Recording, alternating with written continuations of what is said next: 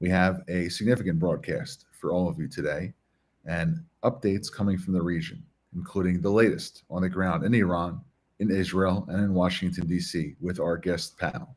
But first, the headlines.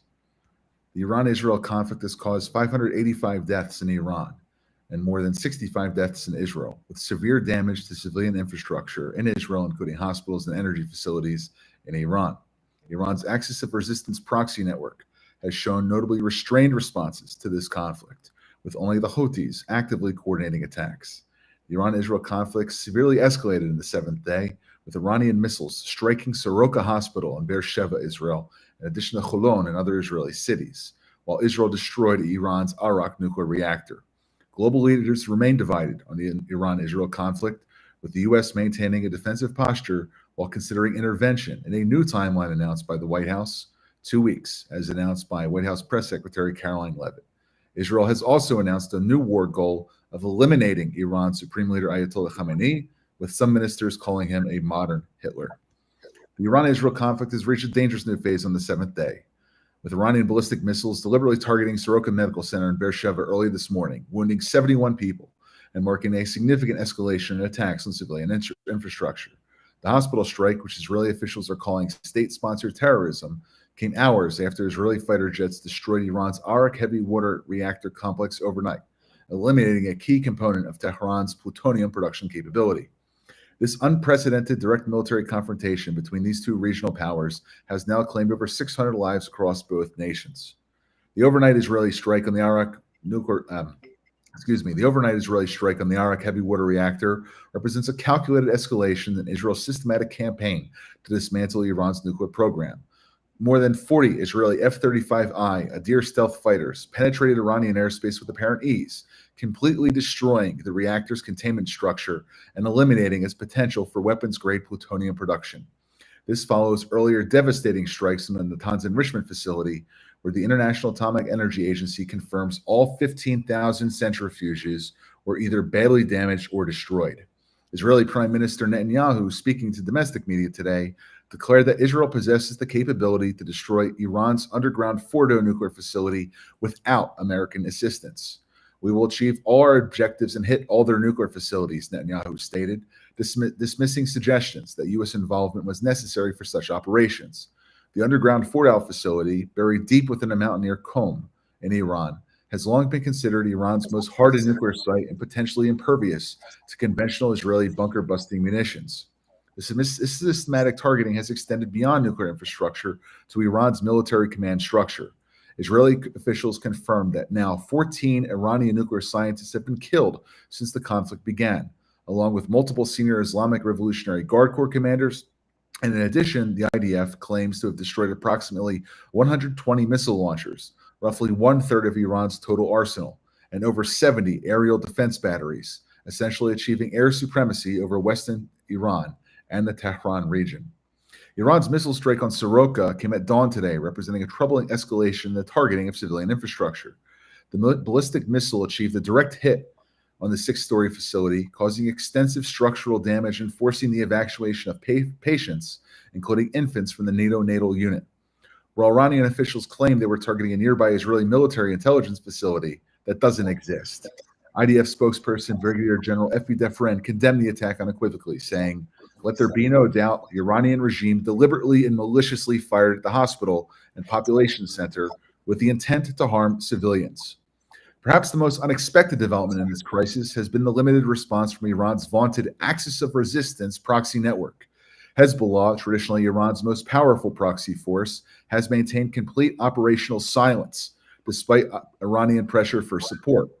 Lebanese government officials have explicitly warned Hezbollah that Lebanon, quote, will not allow the country to be part of an Iranian retaliation, reflecting the group's weakened position following Israel's previous campaign and the installation of a new anti-Hezbollah leadership in Beirut.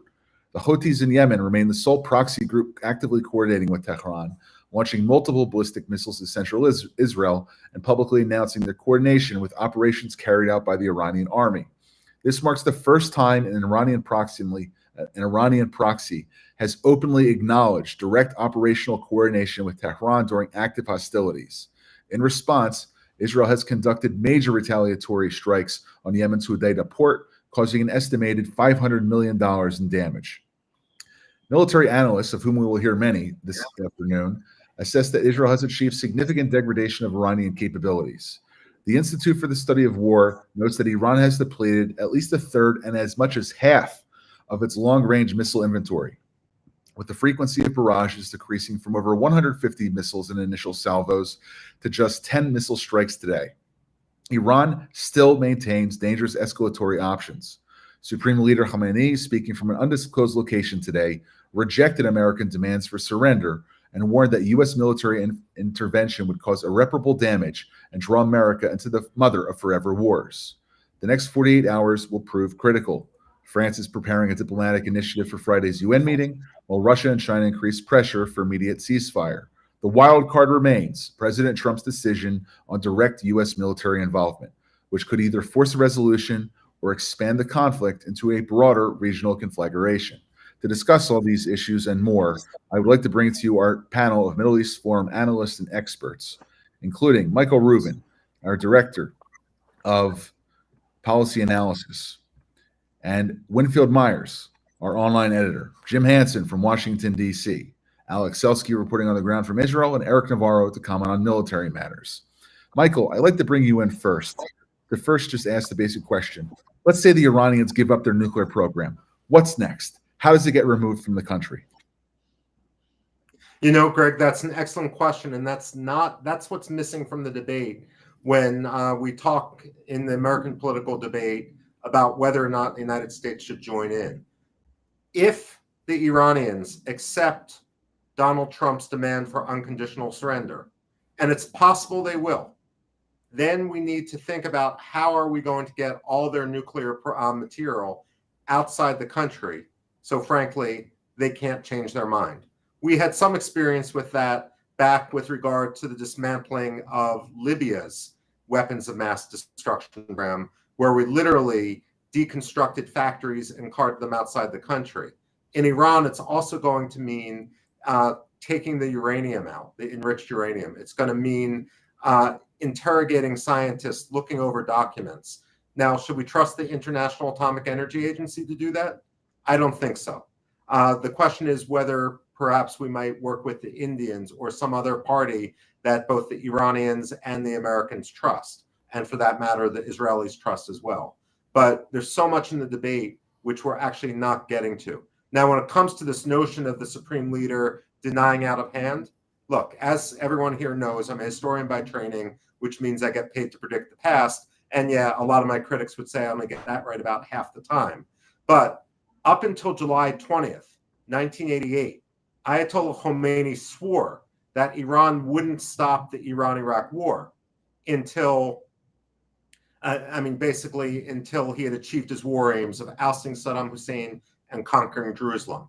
Then on July 21st, 1988, he got on the radio and he surprised Iranians with an address. He likened it to drinking from a chalice of poison, but said, I have no choice but to drink from this cup if I want the Islamic Revolution, the Islamic Republic to survive. Now, the time is now for Donald Trump to make Khamenei drink from a chalice of poison, no matter what he might say. I also do want to say there's a bad thunderstorm coming through, so I apologize for the flickering lights. No, but I can't imagine it's any less worse off in Iran. So we have had some items on this in terms of the quality, in terms of how we're broadcasting. We are working at fixing this. But Michael, thank you for your analysis. Now bringing in the latest military element to all of this. I'd really if I may, Greg. Yeah, sure. There's one other issue regionally that we're not talking about in the West that deserves a little bit of note.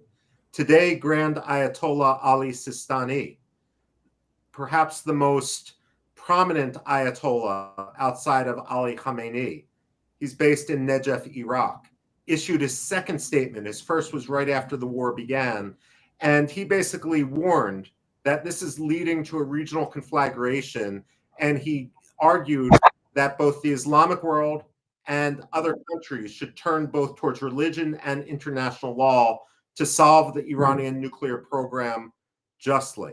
Now, without doubt, when you read Sistani's rhetoric, he's pro-Iran and anti-Israel, but his second statement doesn't seem as pro-Iran and anti-Israel as his first statement. So it bears watching what comes out of Najaf in Iraq, because more Shia worldwide actually turn to Sistani for their guidance than towards Khamenei himself.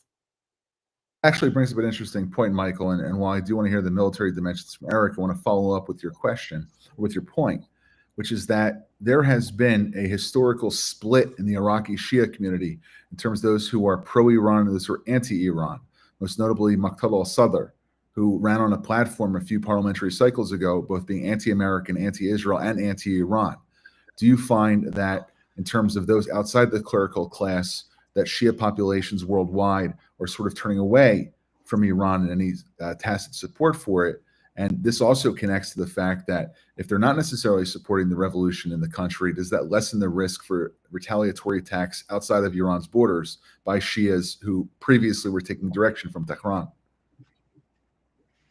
Well, first of all, no one has turned away from Ayatollah Khamenei, and their religious exegesis more than the Iranians themselves. In Persian, they talk about Dini Khodiman, our personal religion, which they say in order to differentiate themselves from the state-imposed religion.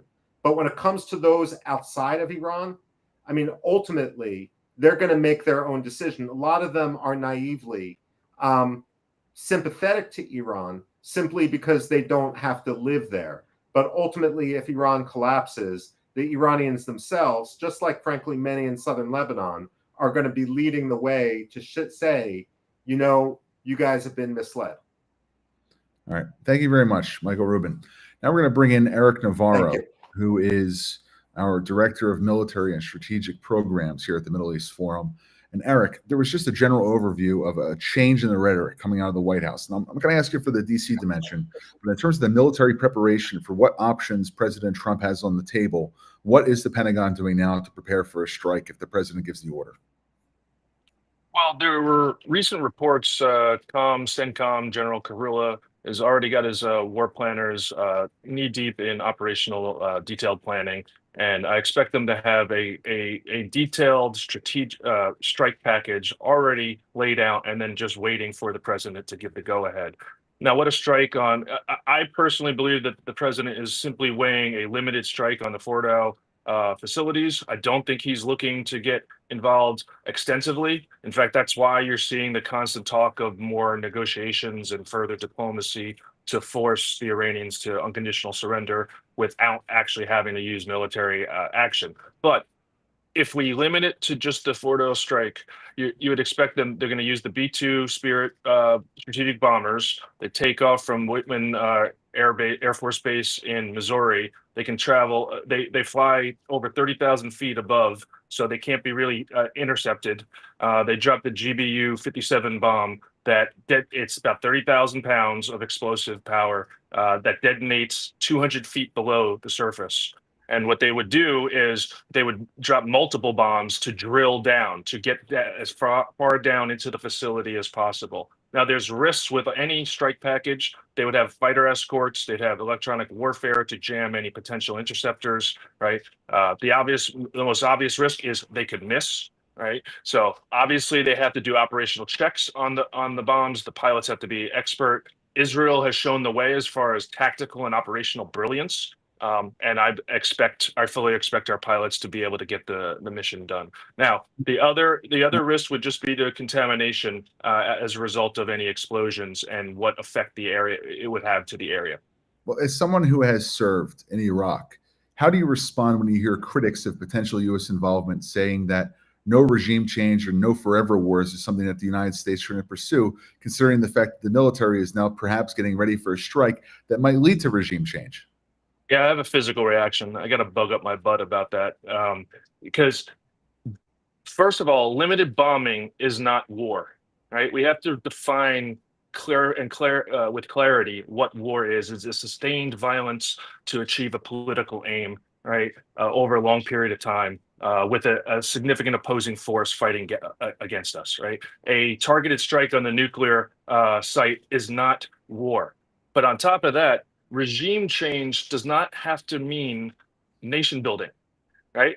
And so we need to learn the lessons. I think everyone is infected with Iraq War syndrome, right? And how the post Saddam Hussein time for the US forces was so difficult. I was there. I saw it. I understand. But that was a failure of execution, right? We tried to debathify the country. We disbanded the military and we tried to rebuild it in the name of democracy. That's not what anybody is proposing here at all.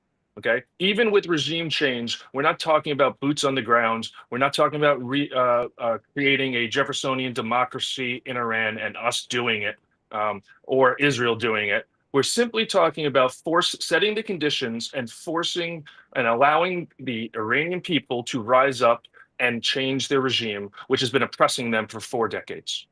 Now, given that you've planned complex military operations, you identified the risks associated with U.S. strike on Fordo.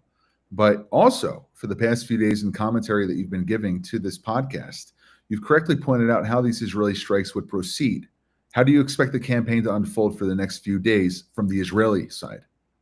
Yeah, I think the Israelis have a very clear, deliberate plan that they're executing extremely well. In fact, better than they expected, right? And that's why I argue on the battlefield, once you have unexpected success, you have to maximize that. You have to jump on that and seize that opportunity. And I think the Israelis are doing that. They have full air supremacy. Iran, they need to maximize the ability to constantly patrol the skies of Iran for targets of opportunity. Now, prior to the attacks, they had you have a target list, pre-planned target list. They've wiped out most of those already, right? Now it's targets of opportunity. Now it's if a leader maintain the pressure on the leadership. You saw the prime minister already identifying that the Ayatollah is now a direct target. Constantly search for the leadership and take them out as they pop up their heads. Also sever their ability to communicate and issue orders. Then that drastically degrades their ability to respond to any Israeli attacks. And then again, we've said this before, they're degrading the ability of the Iranians to launch missiles. You see that in the number of launches going down with each successive day, right? One final thing, the news just broke about President Trump talking about potentially negotiating for 2 weeks. Remember, the key with President Trump, and he did this with the Houthi ceasefire as well, is he is not handcuffing Israel to do what they believe they need to do. So even if he waited and talked with the Iranians, as long as he allows the Israelis to continue to do what they're doing, they will have maximum effect, and it will only increase the pressure on the regime and again set those conditions so the Iranian people can rise up. All right, thank you, Eric. And speaking about the impact of the Iranian missiles hitting Israel and their capability to do so, as we said in our opening remarks, there were some significant strikes on a hospital in Beersheba today, in a residential area in Holon, which is south of Tel Aviv, leading to the evacuation of 736 residents of that neighborhood to hotels in Tel Aviv and elsewhere. And I'd like to bring in Alex Selsky to give us a little bit more of an update of what's happening on the ground in Israel. What's the civilian response like to these missiles falling? And how do we get to the point where perhaps there's going to be a little bit more of a harder response, a harsher response by the Israeli government because of Iran's targeting civilians? Right. Good evening from Jerusalem. So yesterday I told you that part of the restrictions were lifted, and the atmosphere and the feeling was that, we, after 5 days only after our attacks, Iranians don't succeed to really launch significant volleys of missiles on Israel. But today in the morning, exactly at the hour when for the first time since the beginning of the war, people were on their way to work, we had it's not significant value because it was only about 25 rockets, but it hit significant damage. The biggest one was the major hospital in the south of Israel, in the city of Beersheba, considers to be the capital of the south. It's a very big hospital that was receiving actually the biggest numbers of the soldiers from Gaza. and the hit was, by just luck, nobody knows how, but that exact department was evacuated yesterday by, again, some decision from above, so no casualties at this hit. But the first question was definitely if it was, maybe Iranians did it in purpose.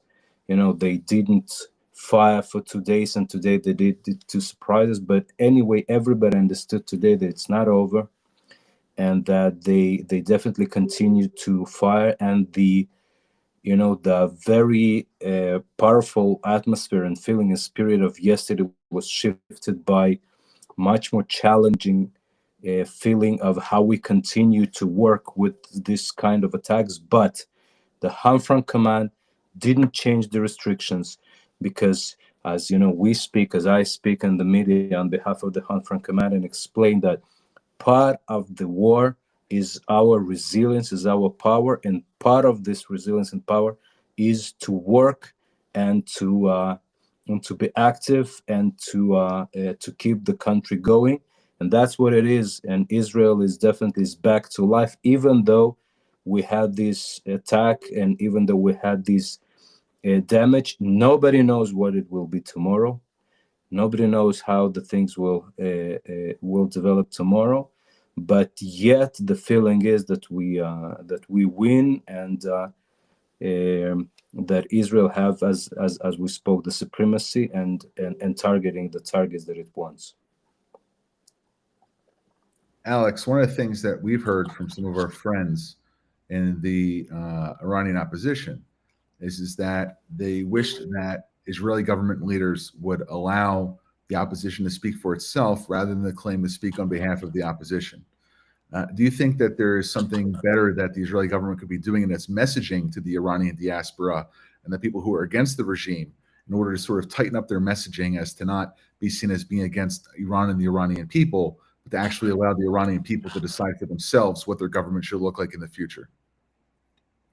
You're definitely correct. And these thoughts, we can hear them in Israel as well, that say that, if Israel will be the one, if Israeli government will be the one that calling for the regime change, we can see exactly the opposite reaction, that people in Iran will unite, against the attacks, because after all, attacks are not on, when you see Israel attacks, many can say, listen, these are attacks on Iran and not on the regime. So it definitely, everybody speaks about the fact that Israeli government cannot make the regime shift. The only way to this is from within, from the Iranian people. And as you definitely right, it should come from within. It should come genuinely from within. And I think Israel should create the conditions for that, but less speak as a governmental voice to call to regime change, because it can do the opposite effect. Not for all, but definitely for part. Do you feel like the home front is in Israel is right now facing any economic setbacks? Are there any issues dealing with challenges for going to work, sending kids to school, getting ready for summer vacation? I mean, these may seem like mundane items during a war, but they very much affect the Israeli populace. Can you share any stories with us about hardships that the Israeli civilian population is facing? Well, we, Israeli civilians are, for better and for worse, are very, very experienced in war. I, remind you that this week is not the first days of war since October 7th. And Israelis know how to behave in war. And just look on this, if you want to understand Israeli resilience, just think about the fact that we call the flights to take Israelis from Thailand and Greece back home, where they will face the rockets, rescue flights. Okay, usually in war, rescue flights are those that take people from the war zone outside, and Israelis call the flights from Greece, sunny Greece and Bangkok back to the war rescue flights. The resilience is very strong and the spirit is very strong. But you're definitely right. The country cannot be paralyzed for long, and part of the decision to continue working and to get people back to work is that the country economically, in terms of spirit and resilience as well, but economically has to continue working, and people have to, to make money for living, and this is a big part. So that's one of the one of the challenges of a war that cannot be so long if these rockets will be firing so much and paralyzing the economy. Thank you. Now, to bring a little bit more in depth from the Middle East Forum's deep bench of writers and analysts, I was hoping to invite Winfield Myers to talk about what we call our 3 article segment. Win, what are the 3 things that our readers and our watchers and our listeners have to read today?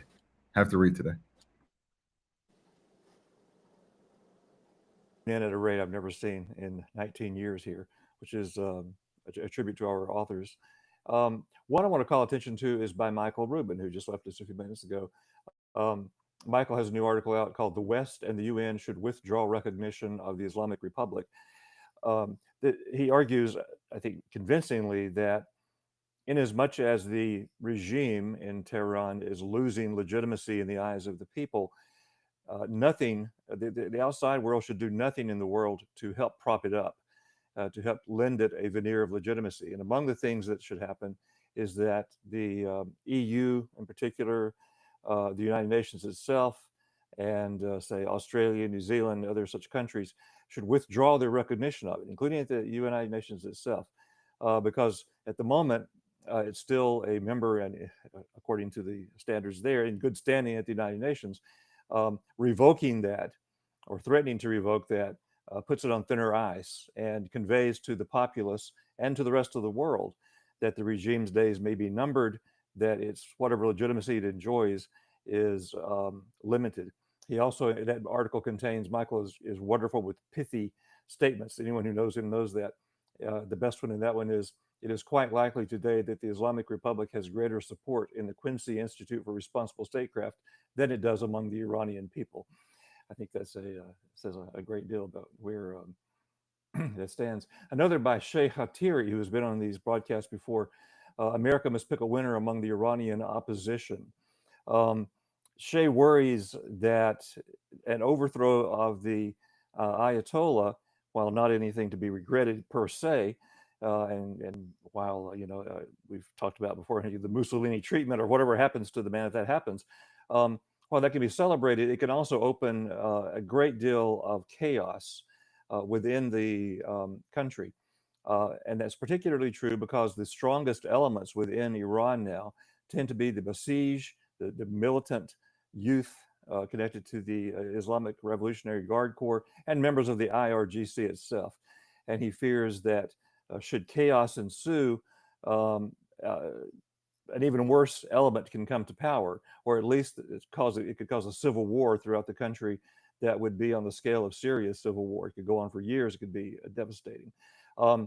His partial solution to that is to have an American intervention so that he says only a great power can do this, and we're the only great power who can do it, so that we intervene to force Khamenei to relinquish his power and hand it over to someone else if he is still alive.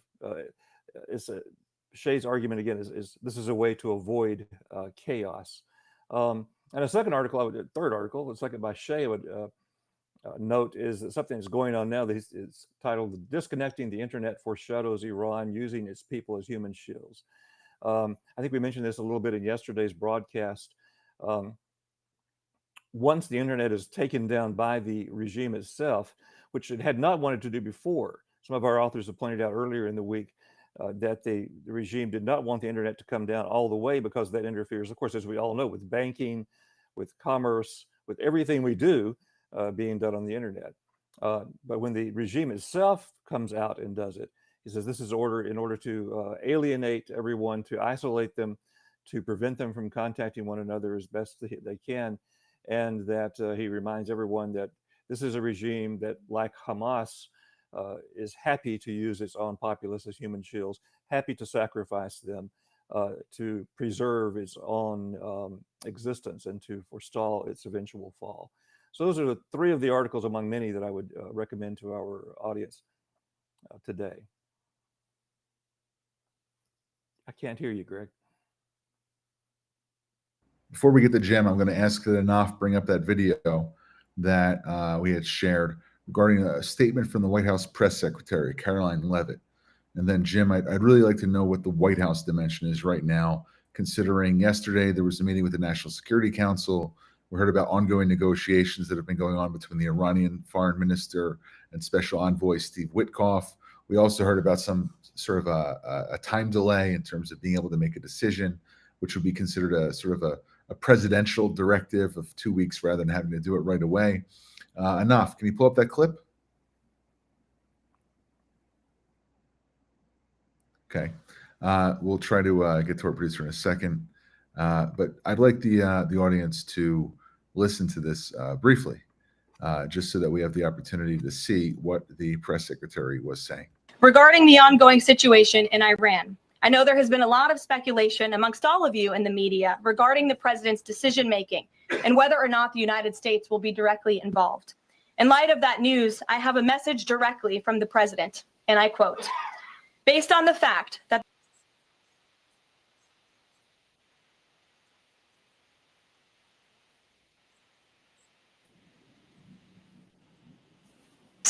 That's a quote directly from the president for all of you today.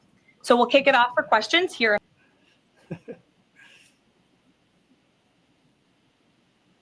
So, Jim, hearing what the press secretary had to say, that now we've seen the White House sort of punt the decision on whether or not to strike Iran with 2 weeks. What does that mean in terms of what the new U.S. national security policy is towards Iran? Why are they waiting? Is this a good decision? And what can we expect next? I think it's relatively unchanged. President Trump has said he wants a negotiated settlement, and he opened that statement saying he believes negotiations are possible. His envoy, Steve Witkoff, has been in contact by phone with the Iranian foreign minister multiple times. They haven't come to any conclusions. Enrichment of uranium on Iranian soil seems to be the sticking point for them. But overall, there is at least conversation going. And the president seems to have made the decision that he can bomb them whenever he wants, but he can't unbomb them.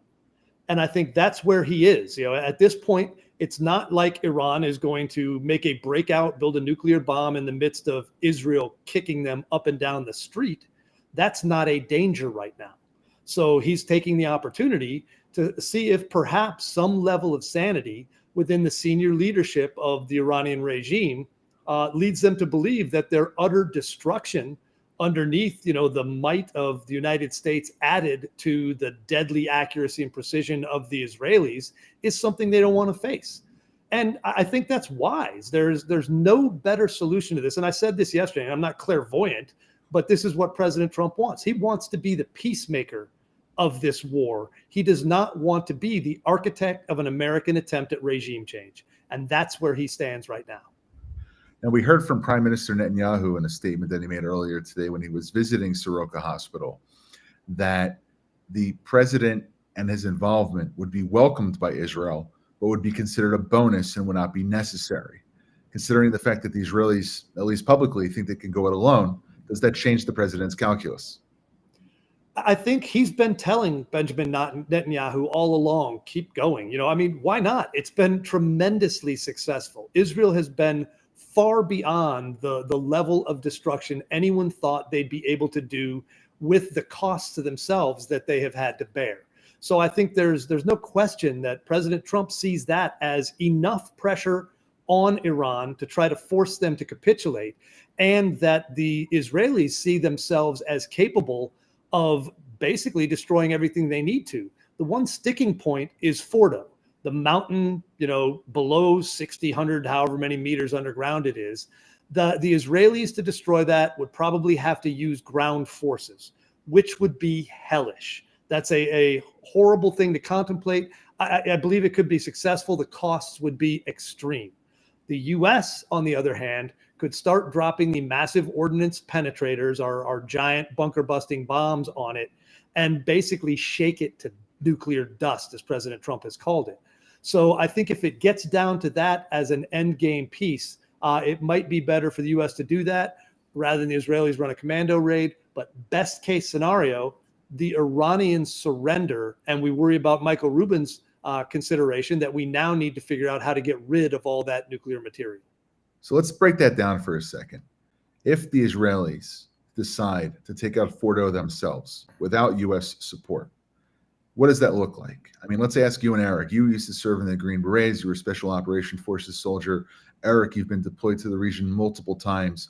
You had your own experience in combat. How would the Israelis take out Fordo through a ground raid? Let's ask Eric first, and then we'll go to Jim. Well, first, I wouldn't advise that. I think that it is buried deep. You'd have to infiltrate you'd have to overtake the defenses on the ground. You'd have to infiltrate into the tunnels and then fight your way for every inch through the different corridors and the entire labyrinth that probably exists below ground.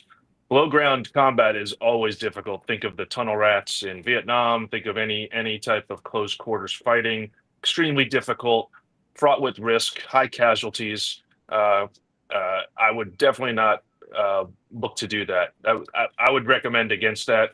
I believe that in addition to the ground assault, I think the Israelis could do it from the air, but they would have to do it in successive raids, which exposes their pilots and their capabilities to more risk. But the point is, the massive ordnance penetrator could do it in one night, and that's kind of the calculus that the two sides need to take into consideration. Now, Jim, back in the fall of last year, there was an Israeli raid on Syria's chemical weapons program, where it was also a facility underground within a stone's throw of Israel's borders. It wasn't the 1,800, 2,000 kilometers to reach Fordo. Do you think that they can repeat this? What would the air element look like to that? How would they transport the troops from Israeli soil to Fordo and then back to Jerusalem? Yeah, that is one massive logistical nightmare and operational nightmare. If you recall, the greatest commando raid ever conducted was done by Israel, putting a Mercedes limousine into a C-130 along with their troops and flying to Entebbe to rescue hostages from an airplane hijacking. So there's a possibility you could fly planes there with vehicles on them and troops and do that and potentially bring a massive amount of explosives with you, and create the opportunity to start blowing it piece by piece into dust. They've also got some of these very interesting oxygen depleting style bombs. That would be another way. If you're underground, you're relying on reprocessed oxygen. Cut that off, and all of a sudden there isn't anybody inside to fight anymore. I'd say if I had to be Bibi Netanyahu, I would be telling Donald Trump, wouldn't it be nice? Could you just leave the keys to a B-2 in the ignition somewhere on Diego Garcia and just walk away for a while? We'll gas it up when we're done, and just let us borrow it for a while. We won't scratch it up at all. But it's a hellish raid, no matter how you try to do it. If they've got air superiority and they've got the essential something related to ground superiority, then you could treat it more like a conventional operation. But I think everybody would prefer either a surrender by the Iranians or the U.S. to punch enough holes in it that it turns to dust. This question comes from Susan on Facebook, and I'm going to open it up to the panel. Are all the planes and bombs needed to finish the job still in Missouri, or are some positioned closer to the region? Well, the B-2, the main base is in Missouri, and the B-2 does not have to be positioned forward to execute the mission. That's what makes it such a strategic asset. Now, I did see reports that there are B-52s pre-positioned at Diego Garcia. Again, the Defense Department has maneuvered multiple assets, air, ground, and naval, all throughout that region. In the case of any type of retaliatory strikes, of course, from Iran, but also they want to give the commanders on the ground and the president a full menu of options for different actions that he can take. One of the great things that we've been able to do at meforum.org, both on the Iran war blog and also on the article section where we have the Iran reporting section is to highlight the very intricate complexities associated with the Iranian opposition. And Anthony asks us now, based on fundamentalist Islamic tenets, any agreement that Iran now enters into will be no more than a temporary expedient tactic and will not be a long-term binding commitment. Do you think that the Iranians are engaged in their usual chicanery and sort of, fool me once, don't fool me twice tactics? Or do you see the Iranians getting beat to a pulp and maybe saying uncle, drinking from that poison chalice? I think I would not take them seriously in diplomacy. That's what some of our authors have written over the last few days, unless and until you have friendly troops in the room with Khamenei pointing M4s at him and then telling him to sit down and shut up and sign on the dotted line. I don't think anybody should take Iranian diplomacy seriously in that measure. Again, unless they have literally surrendered, which would be a godsend. But as Jim and Eric point out, that'd be a far fetch. We'll see what happens on that. But that's what our authors have been arguing all along, also. All right, I'm going to take this question, I think, which is about the overseas Iranian community versus those who are active inside the country. And Robert asks, can you discuss what we know about the active protests from within Iranian civil society, not the overseas Iranian community? Also, are ethnic irredentist groups an active threat to Iran should Khamenei fall? The Middle East Forum has extensive connections with Iranian opposition leaders, both inside the country and outside the country. And what we're hearing, more specifically over the last 24 to 36 hours since the internet blackout has effectively eliminated those within Iran's ability to communicate with the outside world, is that now that the Iranian secret police headquarters has been bombed, now that their main broadcasting and propaganda outlet has been destroyed, that there is an effort by the Islamic Revolutionary Guard Corps and the Basij to start rounding up members of the Iranian opposition and those who may even look the wrong way on Iranian streets, accusing them of being Mossad spies and putting them in jail. There's been some prominent activists who I won't name them here right now until it's publicly available, who are now behind Iranian bars. There are others who have fled from the regime. But the more hopeful story that's coming out of the country is, even though that there may be some who are being imprisoned, many more are coming to the street. There was an active firefight that was reported 2 days ago in Ray. There was images from the Iranian-Iraqi border of Iranian Kurdish elements sitting in Iraq, getting ready to go into the Kandil Mountains to start combating the IRGC. There have been protests which have been taking place in the Baluchi areas for the last year and a half. And there's plans there, I believe, as well, to start having solidarity. But the main message that I've been receiving from opposition leaders is that both the United States and Israel should not be speaking about regime change. Insofar, it's the decision of the Iranian people to rise up against their oppressors, against those who have been engaged in acts of suppression for the past 46 years. And so long as it's an Iranian calling for regime change in Iran, it'll be a lot easier for those in the country and for those outside to unify, to be able to have a united front against the Islamic Republic and the regime. So, Robert, I hope that answers your question. But we also have another point, and Eric, I'm going to go to you as our resident sort of business expert on this, which is, as Iran's leadership gets more desperate, we should be mindful of the Iranian threat to energy shipping through the straits. Perhaps if we hit Fordo, at the same time, we should be hitting their anti-shipping capabilities on the Gulf. What's your take? Well, I would agree with that, right? I believe that that's what some of the strikes have been, to take out their naval capabilities for that exact reason, so they can't threaten shipping traffic in the strait. Also, don't forget, I think this ties in with President Trump's previous trip to the region, and with the heavy focus on investment and business opportunities and trade with those countries, with Saudi Arabia and others. So Saudi Arabia could up their output in the event that there's a disruption of oil supplies coming out of the Strait of Hormuz. So there's different counter actions that we can do if that was to happen. I don't expect it personally.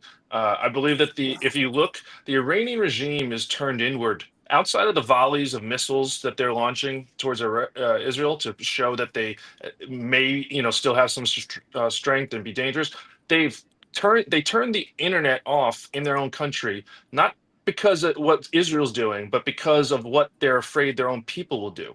And so they're inward, they're afraid. This is why I say all we have to do is continue the pressure on the leadership, right? Continue to strike at them, continue to keep them hiding and worried about their own survival, and then set the conditions for their own people to rise up and take them out.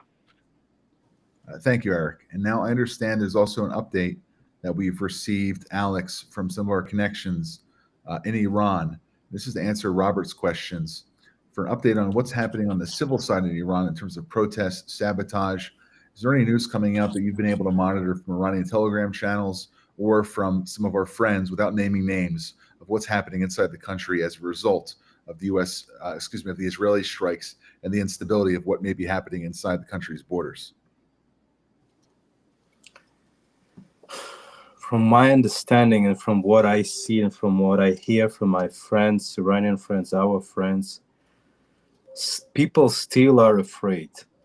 And we yet don't see, big, I think, protests and organizing, but we see lots of people try to create uprising. Many exile leaders from Europe and United States try to call them, and Israelis do all the possible, and we just spoke about it, that on one hand it can help, on the other hand the calling from the Israeli government can do the opposite by uniting the people, against the attack.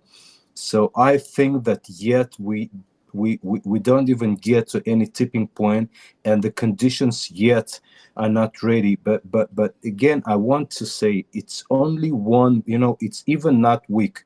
In few hours, it will be a week since the attack. To expect that things will be so fast, I think it's exaggerating. I was in the Soviet Union when it collapsed. It doesn't happen in a week. It doesn't happen in a year. I think that this attack, and it's not over yet, but it definitely will put the conditions for this, domino effect, which I don't know how long it will be, but definitely we have to be patient and to see that the Iranian people take the initiative. And I believe it will happen, but I believe it will take more time. Thanks. And I also understand, I want to bring Jim Henson back on here. Jim, you've been involved in information operations for the past 10, 20 years.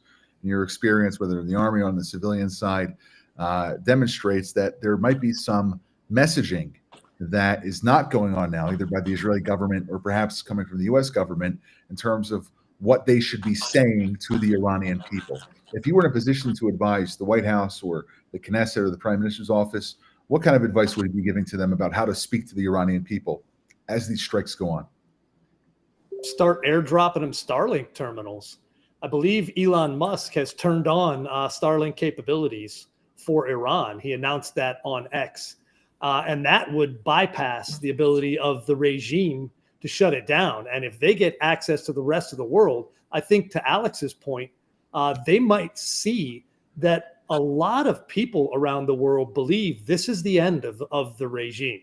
So I think and I don't blame him. He said, he's right. It's a week. What do we expect in a week? You cannot expect people to rise up against 45 years of tyranny, or because in 1 week, a lot of stuff blew up. That's not going to happen.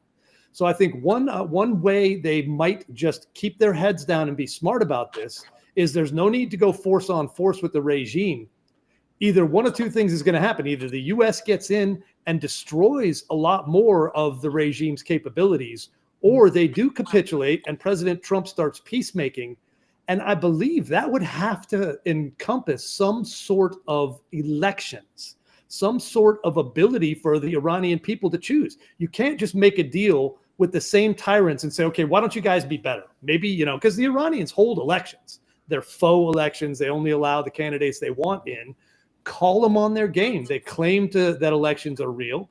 force the UN or someone to go in, hold elections, the mullahs, the ayatollahs would lose overwhelmingly. They have, less than 20% of a popularity among the people. So those are a couple ways I think the Iranian people can keep hope and potentially get some more information if they can get access back to the people out here saying this is a great thing happening. Let's keep it going.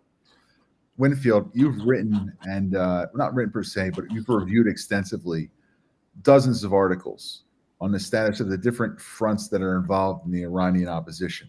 You have the monarchists, you have the communists, you have the Kurds, the Azeris, the Baluchis, you have the Khomeinis, you have those who are unaffiliated. And in your review of all this literature, what do you see the interplay being between the Iranian opposition outside the country and those people inside the country? Do you have any thoughts on that? Yeah, I think it's very complex, is my understanding. I'm by no means an expert on that, but you have some of our authors, Luckman Rodpi, for example, and others, arguing for increased autonomy among Kurds in Iran, for the Baluchs also, for them to take advantage of this opportunity. They've spoken of it and analogously to what has happened in Syria, with the north of Syria being autonomous, an autonomous Kurdish region. Then many of our authors have also said, on the other hand, Iranians are nationalists. Many of them are. Even you don't have to be Persian to be a nationalist in Iran. We've had several authors argue that over the past several months, long before the war with Israel began.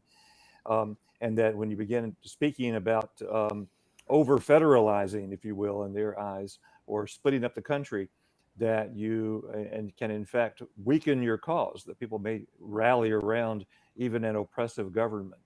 So as far as the diaspora goes, what I know of it comes primarily from reading Michael Rubin and hearing him talk and others about it, which is that it's very diverse, that it ranges from ardent monarchists to communists and everybody in between, some of whom want nothing to do with the Pahlavi dynasty, others of whom have never given up their loyalty to it. So I think rallying around a central figure or a central party makes a lot of sense. Whether or not it can be done, it's going to be very complex. And as others have pointed out, it can't happen overnight. This kind of thing is going to take a little while to do, even if the chaos ensues, which is what Shay's point has been. Chaos may be everyone's enemy, even if the Ayatollah is overthrown in the process. All right. I want to thank our panel for joining today's edition of the Middle East Forum, Israel-Iran War Monitor. We'll have an update at IranWarMonitor.com that later this evening on all the news and events that happened over the last 24 hours. You can also reach the Israel-Iran War blog, which is at meforum.org. You click on the upper left-hand corner. And for all the latest news and updates, and should there be any intervention from the United States or any other breaking news, you'll be able to get a link from us in an email and get information from us as it happens. Thanks to our panel, Alex Selsky reporting from Jerusalem, Eric Navarro giving us military analysis from Florida, Jim Hansen from Washington, D.C., and also Winfield Myers giving us the latest from our bench of writers. Thank you very much, and I hope you all have a great day. Tune in tomorrow for the latest edition of the Israel-Iran War Monitor and live updates from the Middle East Forum. Thank you.